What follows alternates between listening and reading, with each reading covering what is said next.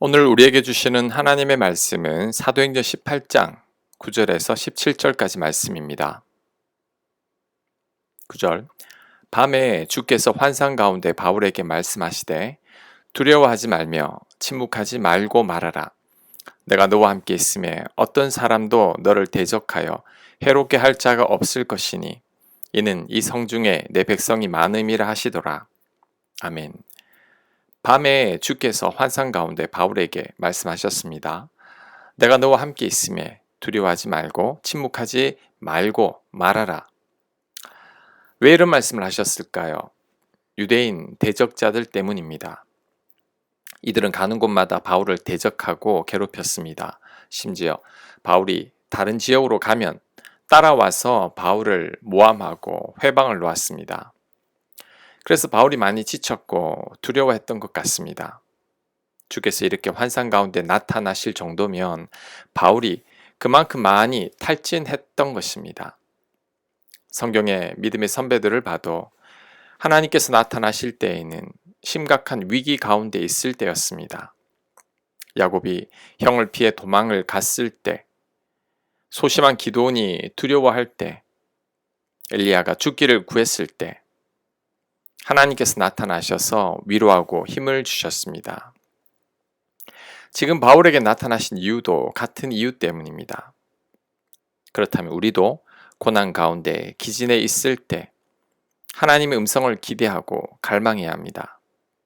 왜냐하면 그 음성이 우리로 하여금 견뎌낼 힘을 공급하고 막막하고 두려운 상황을 이겨내게 하기 때문입니다. 지금 지치고 낭망해 있습니까? 이럴 때 더욱더 말씀을 사모해야 합니다. 예배 때 들려지는 말씀에 귀를 기울여야 하고 성경 말씀을 펼쳐서 읽어야 합니다. 요즘은 유튜브로도 많은 목사님의 설교를 들을 수 있으니 원하는 말씀을 찾아서 들어야 합니다. 그럴 때 나를 위로하시는 하나님의 음성을 들을 수 있을 것입니다. 새로운 힘과 용기를 공급받게 될 것입니다.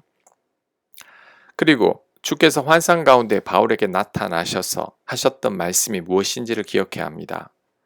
주께서 바울에게 하신 말씀은 주께서 함께하고 있으니 두려워하지 말라는 말씀이었습니다.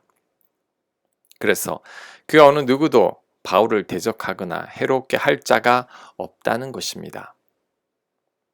내가 너와 함께 있음에 라는 말씀보다 더한 위로나 용기를 주는 말씀은 없을 것입니다. 하나님께서 믿음의 선배들에게 주로 하셨던 말씀도 동일합니다. 내가 너와 함께 하겠다.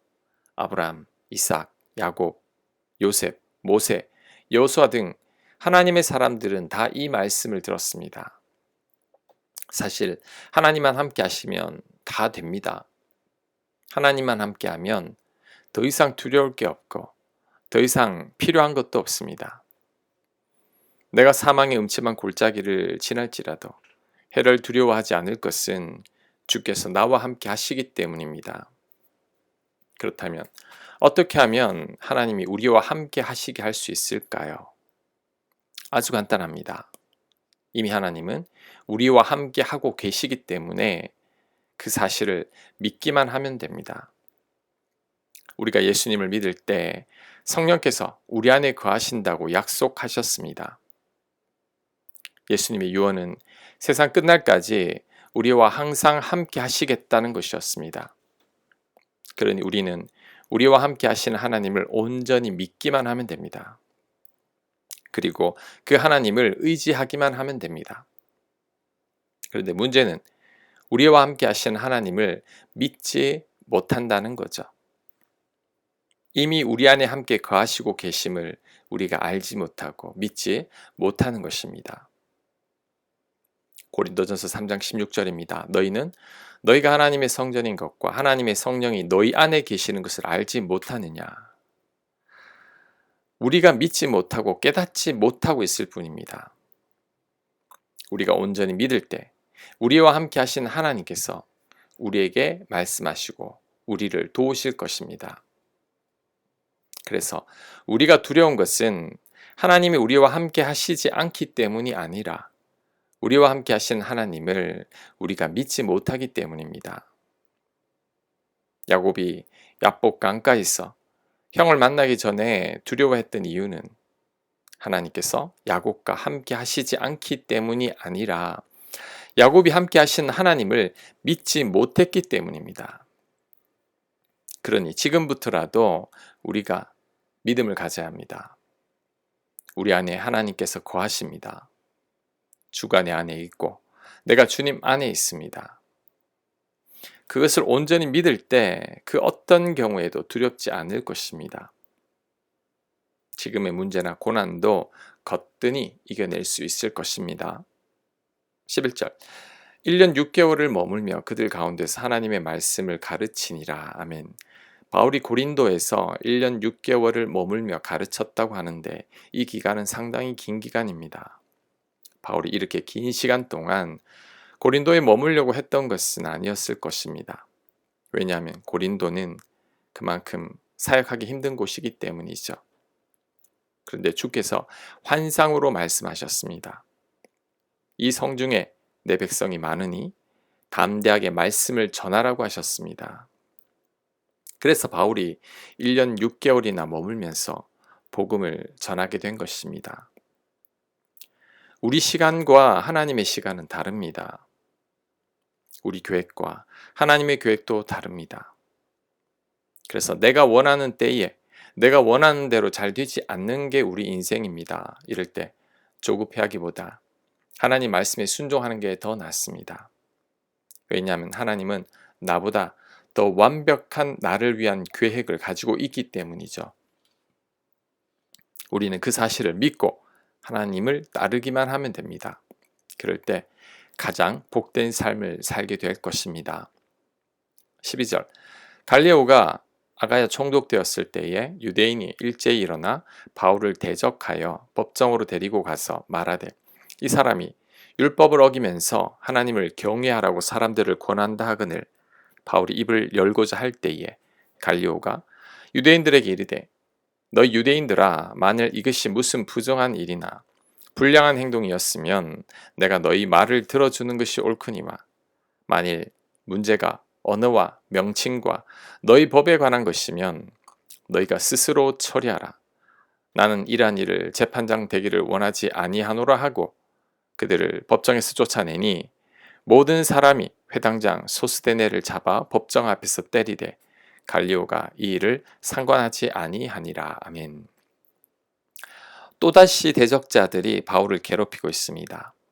바울을 법정으로 데리고 가서 바울이 율법을 어기라고 말을 한다면서 모함합니다. 그때 총독 갈리오가 이런 말을 합니다. 유대인들 율법에 관한 이야기라면 자신은 잘 모르니까 유대인들끼리 알아서 처리하라고 말합니다. 그러면서 고소하는 자들을 물리쳐버립니다. 유대인들이 뜻대로 안 되자 괜히 회당장 소스데네를 잡아 때리면서 화풀이하고 있습니다. 회당장 소스데네가 바울 문제를 제대로 처리하지 못했다고 생각하고 있기 때문이죠. 그런데 매맞은 소스데네가 맞은 후에는 예수님을 믿게 되고 바울의 동력자가 됩니다. 고린도전서 1장 1절입니다. 하나님의 뜻을 따라 그리스도 예수의 사도로 부르심을 받은 바울과 형제 소스데네는 소스데네 입장에서는 전화위복이 되었습니다. 매맞고 예수님을 만났으니 이런 매는 100번 맞아도 상관이 없죠. 유대인들이 아무리 박해해도 오히려 복음은 점점 더 퍼져가고 있습니다.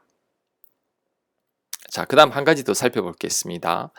바울이 유대인들로부터 아가야 총독 앞으로 끌려갔을 때 두려웠을까요? 두렵지 않았을까요?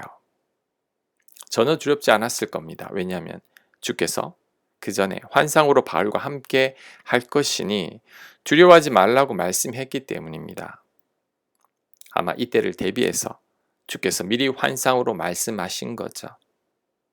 바울은 자신과 함께 하시는 주님을 확신했기에 전혀 두렵지 않았을 것입니다. 우리도 이런 확신을 가져야 합니다. 주께서 우리와 함께 하신다는 확신입니다. 이 확신만 있으면 우리도 두려움을 거뜬하게 이길 수 있습니다. 주께서 나와 함께 하시기 때문이죠. 우리 안에 성령님께서 거하십니다. 나를 사랑하사 나를 위해 죽으신 예수님께서 절대 나를 떠나지 않으시고 나를 돌보실 것입니다. 우리는 이 사실만을 굳게 믿어야 합니다. 그럴 때 우리가 감당하지 못할 어려움은 없을 것입니다. 아멘. 묵상과 적용 질문입니다. 지금 어떤 문제와 불안이 있습니까? 나와 함께 하시는 주님께 그 문제를 아뢰어 봅시다. 나와 함께 하시는 주께서 나를 도와주실 것을 묵상해 보시기 바랍니다. 기도합니다. 나와 함께 하시는 하나님을 신뢰하게 하옵소서. 그 어떤 상황에도 흔들리지 않게 하시고 주님만을 믿으며 담대하게 하옵소서. 예수님 이름으로 기도합니다. 아멘.